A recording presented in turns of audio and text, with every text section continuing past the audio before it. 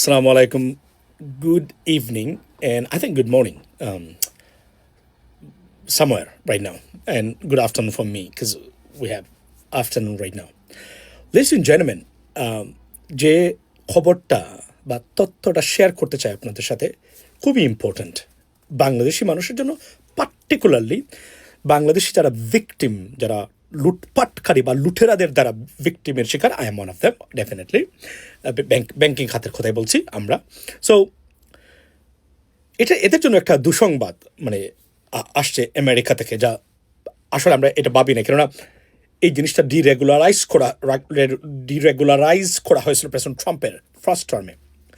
সেটা কি? সেটা হচ্ছে যে আপনাদেরকে দেখাই, সেটা হচ্ছে যে আপনারা এই দেখেন কি লেখা, যে signal state department crackdowns on foreign fraudsters. অর্থাৎ ইউএস ডিপার্টমেন্ট অফ স্টেট তারা নতুন একটা লেজিসলেশন তারা আনছেন এক্সিকিউটিভ অর্ডারের মাধ্যমে। সেটা হলো যে এখন থেকে মানে অর্থাৎ ফরেন ফরেন ফরেন ফ্রডস্টার্স, বিদেশি যারা বিভিন্ন আর্থিক খাতের দুর্নীতিবাজ, অন্যান্য অপরাধী যারা আছেন তাদের জন্য আলাদা ইমিগ্রেশন ল আছে, বাট আর্থিক খাতের ফ্রডস্টার বা দুর্নীতিবাজ আছেন, তার মধ্যে এলো ধরেন এসালমের ঘটনাই আমি বলি, এই ধরনের বা পিকে হালদার, এসালম, এরা যারা বিভিন্ন দেশে তার নিজ দেশে মানে আর্থিক কেলেঙ্কারির মাধ্যমে অর্থ উপার্জন করেন বা সেই টাকা হস্তগত করেন বা আর্থিক কেলেঙ্কারির সাথে বা দুর্নীতির সাথে যুক্ত, তাদের জন্য যুক্তরাষ্ট্র হয়তো বা দরজা চিরতরে বন্ধ, এমনিতেই বন্ধ। কেননা বাংলাদেশি দুর্নীতিবাজ যারা আছে এরা মোস্ট প্রবাবলি যদি স্পেসিফিক মামলা থাকে এবং তাদের জানা থাকে, আপনি ভিসা পাবেন না এমনিতেই। আর as you know that Sheikh Hasina সহ আওয়ামী লীগের প্রায় মোটামুটি সবাই যারা ক্ষমতায় ছিলেন তারা কেউই আমেরিকার ভিসার জন্য এলিজিবল না, এই জন্য এরা কেউ আমেরিকাতে আসতে পারে নাই। প্রশ্ন উঠতে পারে যে শামীম ওসমান তাহলে কীভাবে আসলো? এই শামীম ওসমান এই মাফিয়ার সম্মত মানে গ্রিন কার্ড অথবা তার মানে সিটিজেনশিপ আছে, যে কোনোভাবেই সেটা এটা করেছে বছরের পর বছর ধরে এখানে।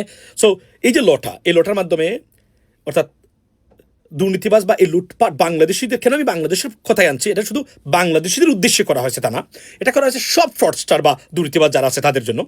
সো এই লটা বিশেষ করে বাংলাদেশি এই লুটেরাদের উত্তরসূরি পূর্বসূরি যারা আছেন এরা কিন্তু মহা বিপদে পড়বেন। কেননা এখন আমেরিকা ভেরি স্ট্রিক্ট। আগে ধরেন প্রেসিডেন্ট ওবামা এটাকে রেগুলারাইজ করে গেছিলেন যে কোনো অর্থ আমেরিকাতে আনতে গেলে অর্থের লিগাল সোর্স বা উৎস থাকতে হবে।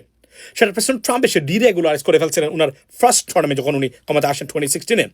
এবার আবার নতুন করে উনি আনছেন, সো দ্যাট উনি বলছেন যে এই ফ্রডটা আমেরিকাতে সে বাড়ি কিনে সম্পদ করে সাধারণ আমেরিকানরা ক্ষতিগ্রস্ত হয়, তারা যেন কোনোভাবে এই আর্থিক মানে ক্ষমতার মাধ্যমে মানে আপনার টাকা পাচার বা আর্থিক এই অস্বচ্ছতার মাধ্যমে আমেরিকান মানুষ বা আমেরিকাতে যারা আছেন তাদেরকে কোনোভাবেই বঞ্চিত না করতে পারে, এবং আমেরিকার শান্তি এবং স্ট্যাবিলিটি রাখার জন্য এটা নতুন আইন। এই ফ্রডস্টার অর্থাৎ বিদেশে লুটপাটকারী আর্থিক কেলেঙ্কারিতে জড়িতরা আমেরিকাতে আসতে পারবেন না, ভিসা পাবেন না এমনিতেই, আর আসলেও তারা কখনোই এই টাকা নিয়ে তারা যদি এটা প্রমাণিত হয় তারা যেতে পারবেন না। সো এবং তারা FBI অলরেডি নানান ধরনের স্ট্রিং অপারেশন চালাচ্ছে এই দুর্নীতিবাজদেরকে ধরার জন্য। এটা একটা গ্রেট নিউজ, অলরেডি 2জন ধরা খেয়েছেন, একজন ফিলিপিন্সের অবভিয়াসলি আর একজন মধ্যপ্রাচ্যের। সো এটা হচ্ছে গ্রেট নিউজ, এবং আমরা চাই বিশেষ করে এসালমের সম্পদ, জাভেদ চৌধুরীর সম্পদ এখানে আছে, যদি সরকার এটা কনফার্ম সোর্স দেওয়া যায় হয়তো এরাও এই মানে আপনার এই ধরপাকড় বা FBI এই অপারেশনের মধ্যে তারাও পড়বেন। এটাই হলো সবচেয়ে একটা গ্রেটেস্ট নিউজ। কারণ আমেরিকাতে যখন এগুলো হয় তখন আপনি বুঝতেন সারা পৃথিবীতে এটার প্রভাব পড়ে সব জায়গাতেই, কেননা অন্যান্য অফশোর ব্যাংকিং দেশ যেগুলো আছে তারাও মানে খুব তটস্থ থাকেন যে কোন সময় তারাও বিপদে পড়তে পারেন এই আইনের মাধ্যমে। This is a great news for সাধারণ মানুষ, যে কোন দেশের, আফ্রিকা, সাউথ ইস্ট এশিয়া এবং বাংলাদেশের মতো মানে বাংলাদেশি এই অঞ্চলের যারা সবচেয়ে দুর্নীতিগ্রস্ত মানে গভর্নমেন্টের দ্বারা মানে শোষিত বা শাসিত হন, যে কোনোভাবে হন না কেন। So this is a great news. Thanks to the Trump administration for bringing this law. That's what it is from me, ladies and gentlemen. Thank you.